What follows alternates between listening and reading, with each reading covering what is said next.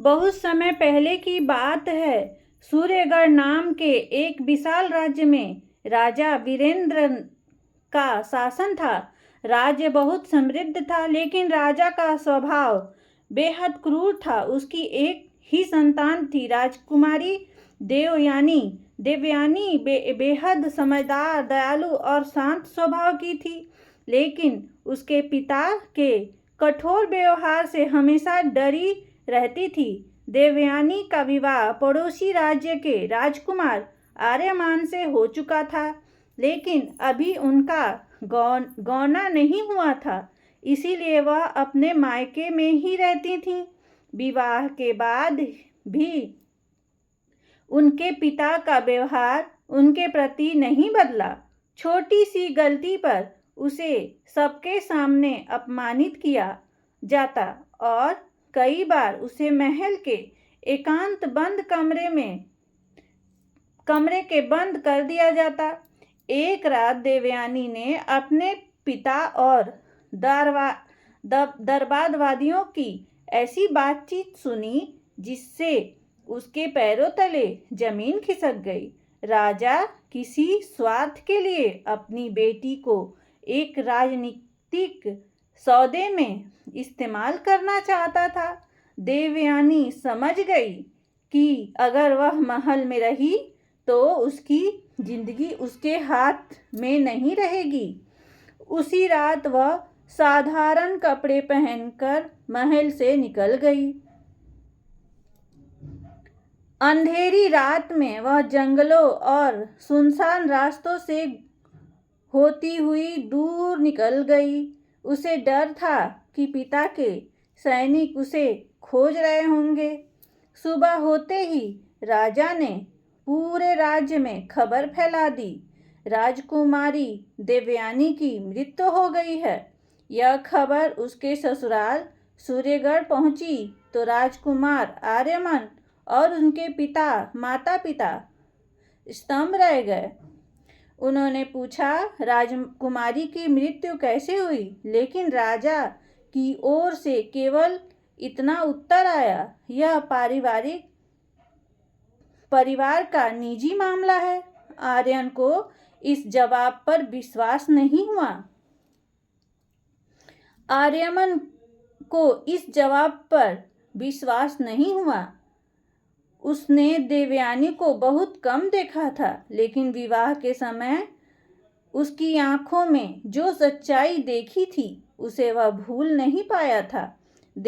उधर देवयानी कई दिनों तक भटकने के बाद उसी राज्य की सीमा में पहुंची जहां विवाह हुआ था, लेकिन सीधे महल में नहीं गई। उसे पता था कि उसके पिता के आदमी उसे ढूंढ रहे होंगे। उसने अपना नाम बदलकर काली रख लिया और राजमहल में काम करने वाली एक साधारण दासी के रूप में नौकरी करने लगी। अपने चेहरे, हाथों और गर्दन पर उसने गहरा कालापन लगा रखा था। साधारण कपड़े पहनकर वह सिर झुकाकर महल में काम करती रहती। किसी को जरा भी शक नहीं हुआ कि वह साधारण दासी वास्तव में वे वही राजकुमारी हैं जिनकी मृत्यु की खबर पूरे राज्य में फैलाई जा चुकी है। दिन बीतते गए। काली चुपचाप महल में काम करती रहती, लेकिन राजकुमार आर्यमन को उसकी आंखों कुछ आदतें अजीब लगती थीं। वह महल के पुराने रास्तों को ऐसे जानती थी जैसे बचपन से वहीं रहती हो। उसे राजपरिवार की कुछ पुरानी बातें भी मालूम थीं जिसके बारे में सामान्य दासी को पता होना असंभव था। एक दिन आर्यमन ने उससे पूछा, तुम पहले कहाँ काम करती थी। काली ने सर झुकाकर कहा, राजमहल में मैं तो बहुत गरीब घर की हूँ। जहाँ काम मिलता है वहीं चली जाती हूँ।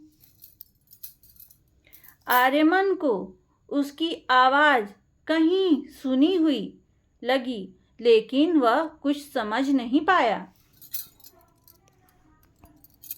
कुछ दिनों बाद महल की दासियां नदी के किनारे स्नान करने गईं। काली भी उनके साथ चली गई। उसने सोचा कि वहाँ कोई उसे पहचान नहीं पाएगा, लेकिन उस समय राजकुमार आर्यमान नदी के दूसरे किनारे से लौट रहा था। अचानक उसकी नज़र काली पर पड़ी।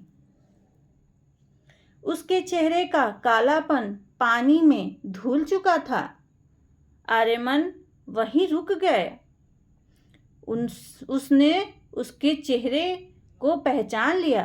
वह धीरे से बोला, देवयानी। काली के हाथ से पानी का पात्र गिर गया। वह पलटी और आर्यमन को देखकर घबरा गई।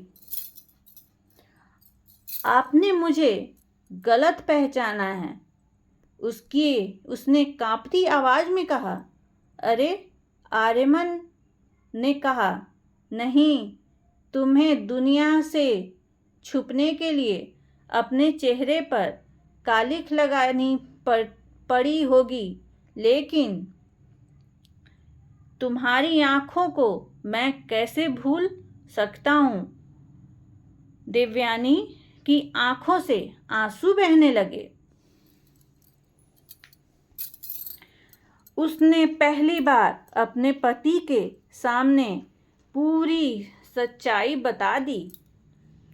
अपने पिता का अत्याचार, वह रात जब वह महल से भागी थी, और कैसे उसके पिता ने उसकी मौत की झूठी खबर फैला दी। आर्यमन ने उसे दोष नहीं दिया। उसने कहा, तुमने अपनी जान और सम्मान बचाने के लिए जो किया वह मजबूरी थी। अब तुम्हें किसी से छिपने की जरूरत नहीं।